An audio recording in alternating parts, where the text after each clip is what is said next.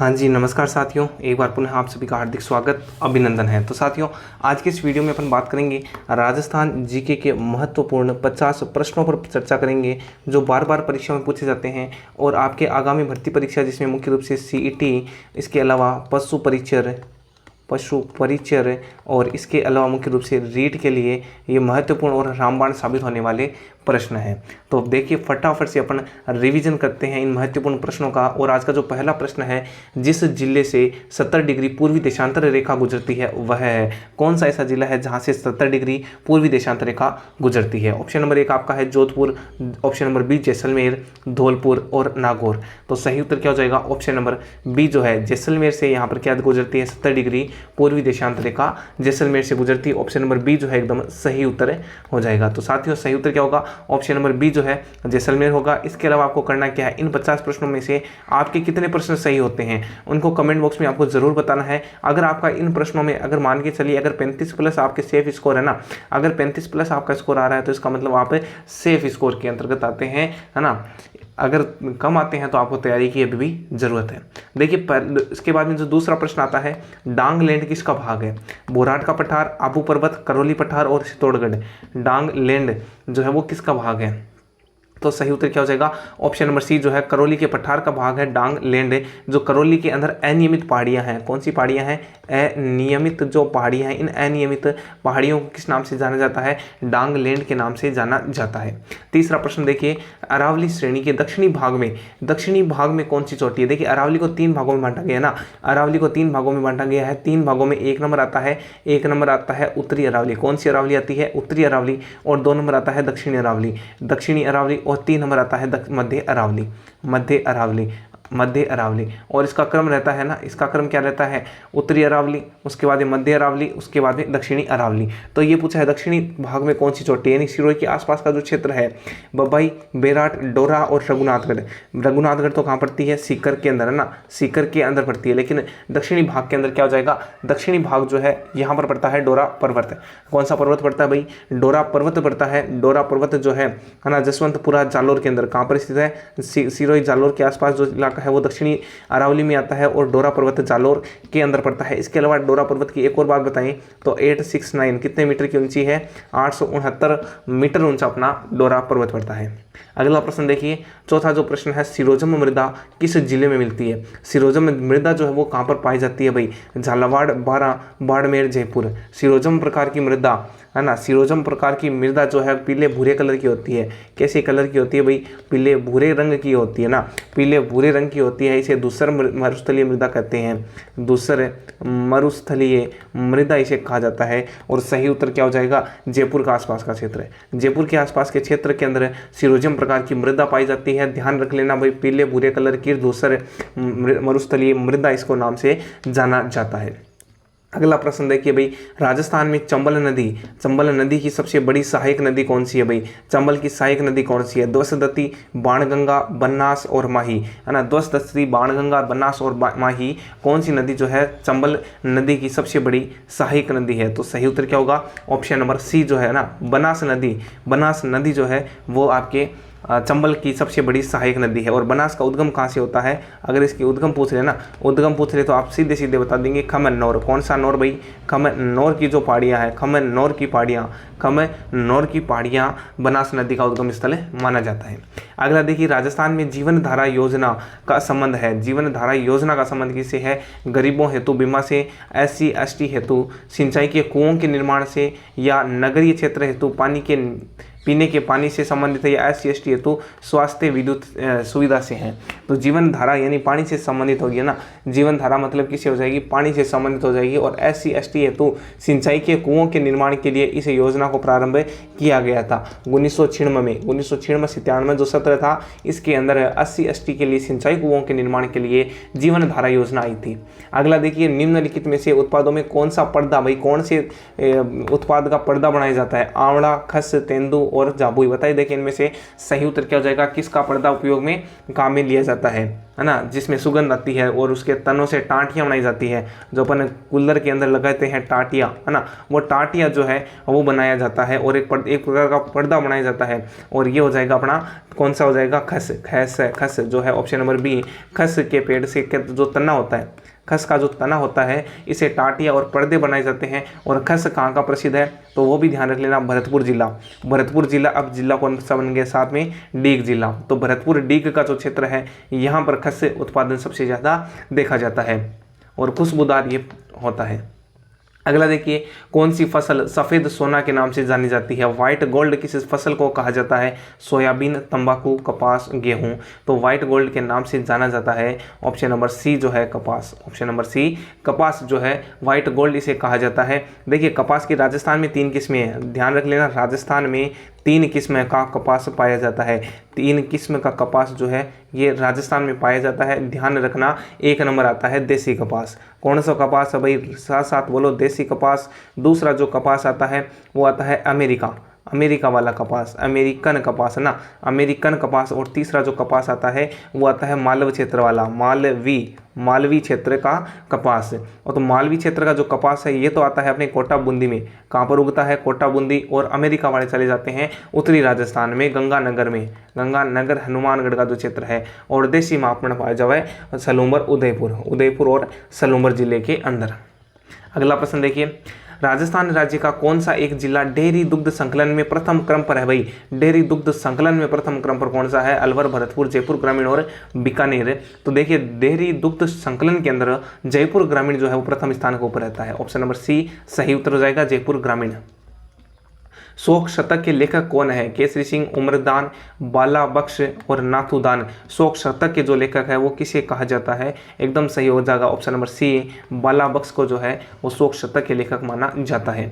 पर्यटन स्थल और जिला में कौन सा सुमेलित नहीं है, इनमें से कौन सा स्थान जो है वो पर्यटन स्थल और जिला में सुमेलित नहीं है। केला देवी मंदिर करौली, भटनेर दुर्ग, हनुमानगढ़, मेनाल अजमेर, ओसियां जोधपुर। तो देखिए पर्यटन स्थल और जिला में इनमें से कौन सा सुमेलित नहीं लग रहा है, तो सही उत्तर हो जाएगा ऑप्शन नंबर सी जो है मेनाल है ना। मेनाल का संबंध किससे आता है, तो मेनाल अजमेर नहीं आता है, मेनाल का संबंध आता है भीलवाड़ा, भीलवाड़ा जो है मेनाल के अंदर पड़ता है। भीलवाड़ा में मेनाल जो है वो पड़ता है। केला देवी तो करौली है ना, केला देवी करौली है, भटनेर दुर्ग हनुमानगढ़ में है और ओसिया माता मंदिर जोधपुर के अंदर स्थित है।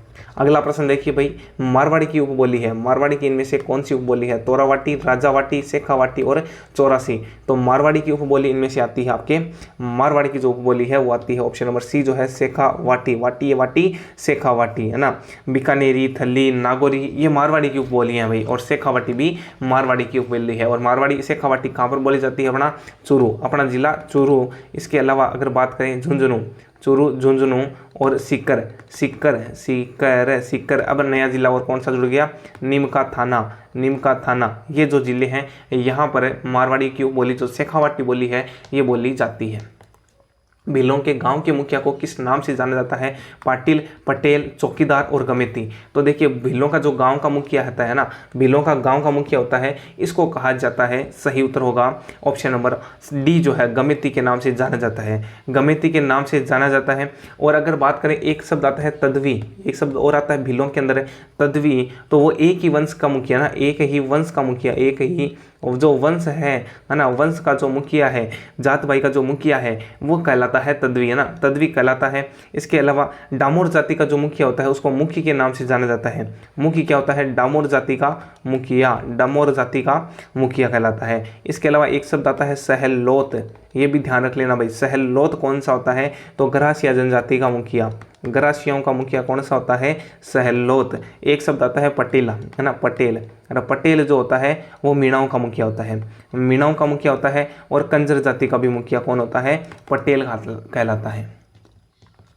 धौलागढ़ देवी का मेला राजस्थान के किस जिले में लगता है? धौलागढ़ देवी जोधपुर, अलवर, जयपुर और अजमेर। तो धौलागढ़ देवी का संबंध आता है, धौलागढ़ जो देवी है ये अलवर से संबंधित है भाई, अलवर से संबंधित है। ऑप्शन नंबर 20 सही हो जाएगा। धौलागढ़ देवी जो अलवर है यहाँ पर संबंधित होता है ना। वैशाख शुद्धि एकम से पूर्णिमा तक मेले का आयोजन किया जाता है। नृत्य जो केवल पुरुषों के द्वारा किया जाता है, कथक, घूमर, कच्ची घोड़ी और तेरह ताली। तेरह ताली में तो महिलाएं होती है ना, तेरह ताली में तो कौन होती है? लुगाई होती है, महिलाओं के द्वारा किया जाता है। रामदेव जी से संबंधित है तेरह ताली नृत्य, कामड़ जाति की महिलाएं होती है। उसके अलावा घूमर जो है ना, जो नृत्य की आत्मा होती है, जो नृत्य की क्या है? आत्मा है। इसके अलावा कथक है, ये भी महिलाओं के द्वारा किया जाता है। लेकिन कच्ची घोड़ी जो है, कच्ची घोड़ी ये पुरुषों प्रधान नृत्य है, एक प्रकार का व्यावसायिक नृत्य है, व्यावसायिक नृत्य आता है कच्ची घोड़ी। और जो मुख्य रूप से शेखा वाटी का प्रसिद्ध है ना, कौन सी वाटी? शेखा वाटी, शेखा वाटी का प्रसिद्ध है, शेखा वाटी के अंदर किया जाता है। और ये हो जाएगा ऑप्शन नंबर सी जो है, केवल और केवल पुरुषों के द्वारा लकड़ी की ऐसे घोड़ी बना करके नृत्य किया जाता है। जिरोही, भाखड़ा, गंधहा किस उद्योग के नाम है? जटपट्टी, पेचवर्क, मीनाकारी और ब्लू पोट्री। तो जिरोही, भाखड़ा इनका संबंध आता है जटपट्टी। जटपट्टी जो है ऑप्शन नंबर ए, जटपट्टी ऑप्शन नंबर ए, जसोल की जटपट्टी है ना, ये कहाँ से संबंधित है? जसोल की जटपट्टी प्रसिद्ध है और ये जिरोही, भाखड़ा, गंधहा के नाम से भी जाना जाता है। और ये इसका संबंध कहाँ से आता है? बालोतरा, बालोतरा पहले बाड़मेर था, वहाँ गया बालोतरा के अंदर। और जटपट्टी जो है ये बकरी के जो बाल होते हैं, इस बालों से ही इसका निर्माण किया जाता है, बकरी के बालों से। आजारा की ओवरी किस शैली का भित्ति चित्र है? जोधपुर, नाथद्वारा, किशनगढ़ और देवगढ़। तो आजारा की जो ओवरी है इसका संबंध आता है देवगढ़ से। ऑप्शन नंबर डी जो है सही उत्तर हो जाएगा। देवगढ़ जो है यहाँ से आजारा की ओवरी शैली का भित्ति चित्र माना जाता है। कोमलगढ़ दुर्ग के प्रमुख शिल्पी कौन थे? केशवदत्त, मंडन, चितवन और हेमचंद्र। तो कोमलगढ़ दुर्ग जो शिल्पी थे इनका नाम आता है भाई, कौन आता है? ऑप्शन नंबर बी जो है मंडन। मंडन का संबंध कोमलगढ़ दुर्ग से आता है। कुंभा द्वारा अपनी पत्नी की स्मृति में कोमलगढ़ दुर्ग का निर्माण करवाया गया था। चौखोलाव महल राजस्थान के किस किले में है भाई? चौखोलाव महल का स्थान कहाँ पर आता है? जोधपुर, बीकानेर, जैसलमेर और रणथंभौर। तो चौखोलाव का संबंध आता है ऑप्शन नंबर ए, जोधपुर से। मोती महल, चौखोलाव महल, दौलत खाना और मानविलास और सिलह खाना ना, सिलह खाना ये भी ध्यान रख लेना भाई, सिलह खाना का संबंध भी किससे आता है? जोधपुर से। जसवंत थड़ा भी जोधपुर के अंदर स्थित है। राजस्थान का ताजमहल। अगला देखिए भाई, देवगढ़ मंदिर परिसर में मंदिरों की कुल कितनी संख्याएं हैं? 2, 3, 4 और 5। तो देवगढ़ के मंदिर परिसरों में मंदिर कितने हैं?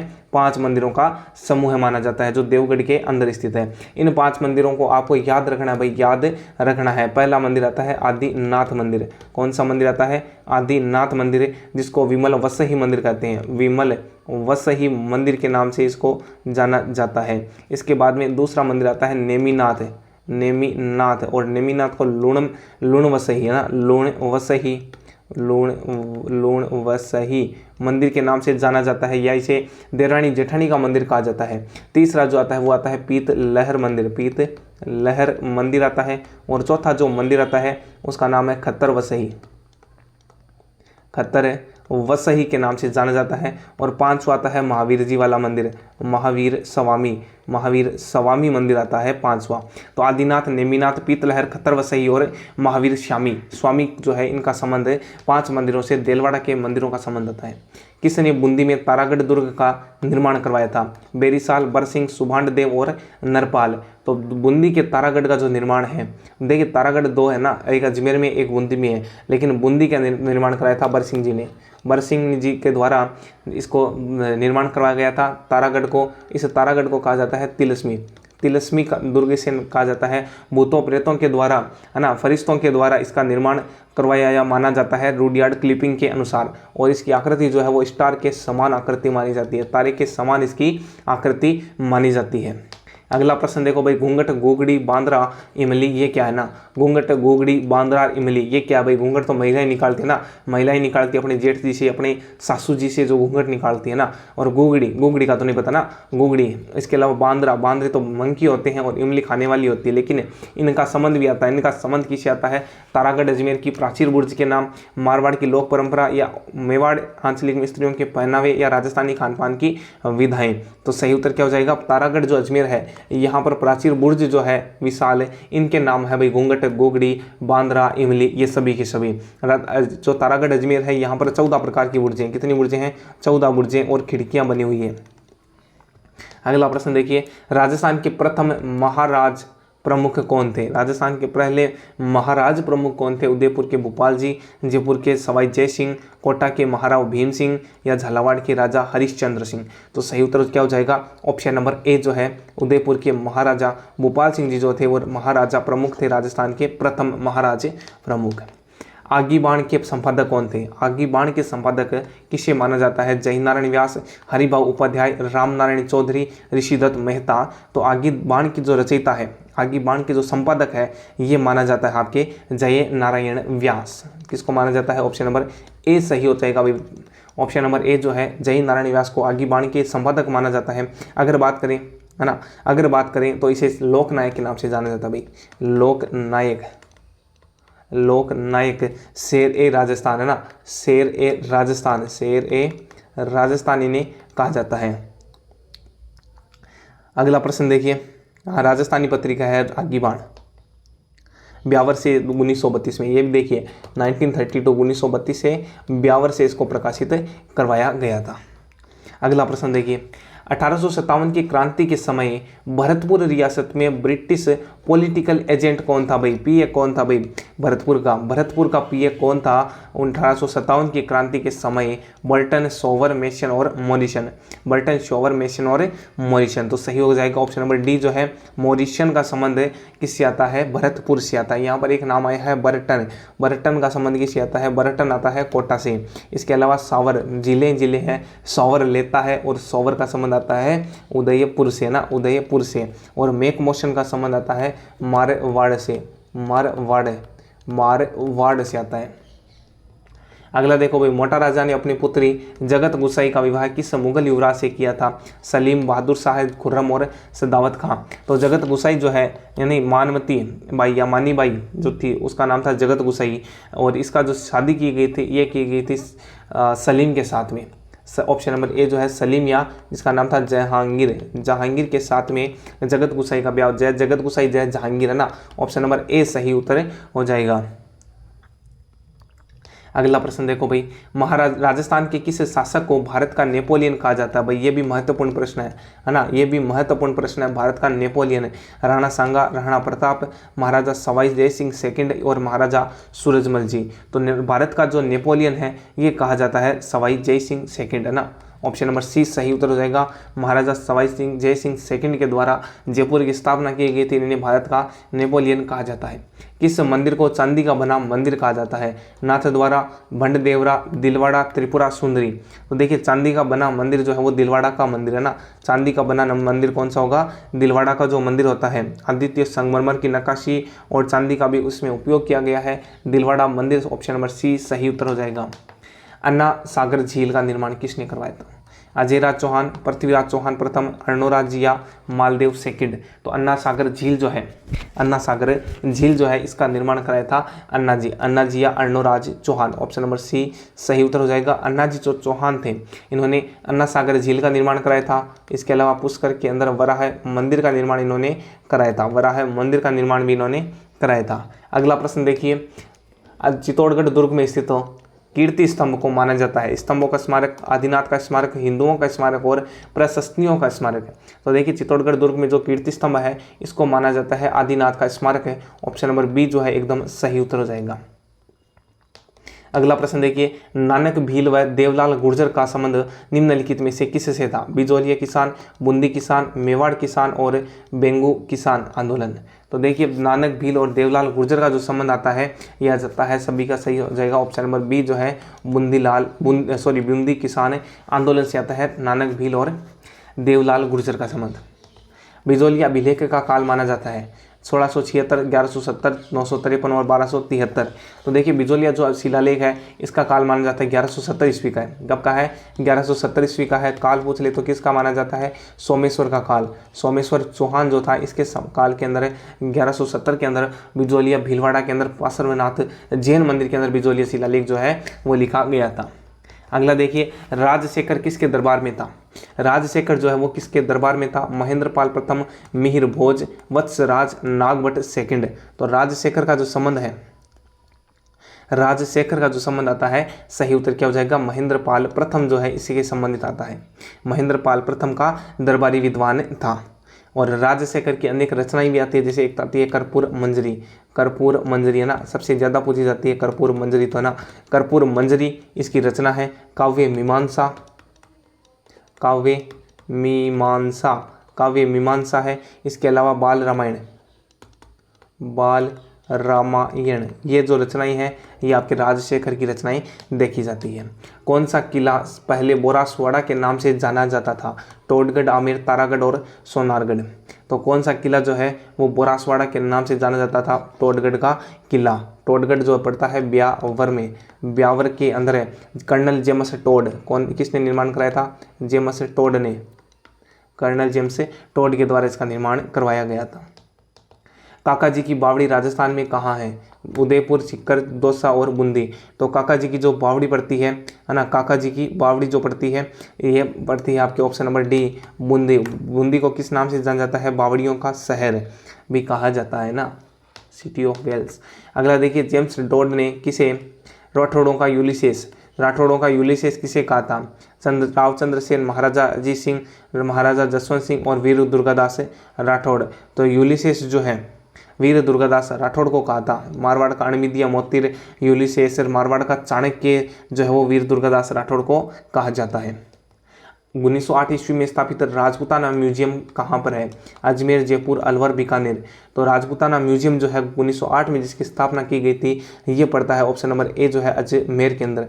अजमेर में एक जगह पड़ती है मैगजीन दुर्ग, है ना, मैगजीन दुर्ग। और मैगजीन दुर्ग को किस नाम से जाना जाता है?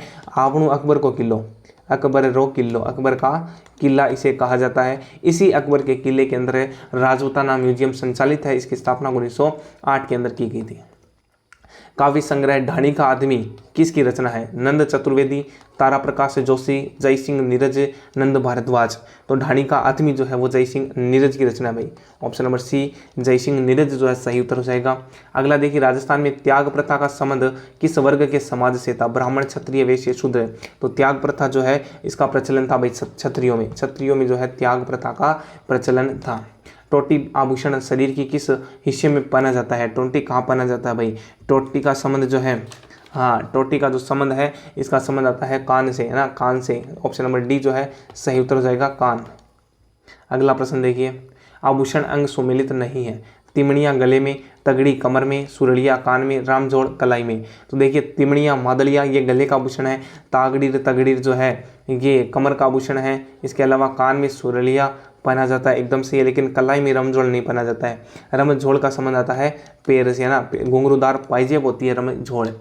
अगला देखिए, राजस्थान में त्योहारों का आगमन है किस त्योहार से माना जाता है? वैसाख की तीज, सावन की तीज, भादवा की तीज और ज्येष्ठ माह की तीज को। तो देखिए जो त्योहारों का जो आता है ना, तीज, त्योहारी, बावड़ी, लेडुबी, गणगौर। तो सावन की जो तीज होती है, सावन की जो तीज होती है ऑप्शन नंबर बी सही उत्तर हो जाएगा।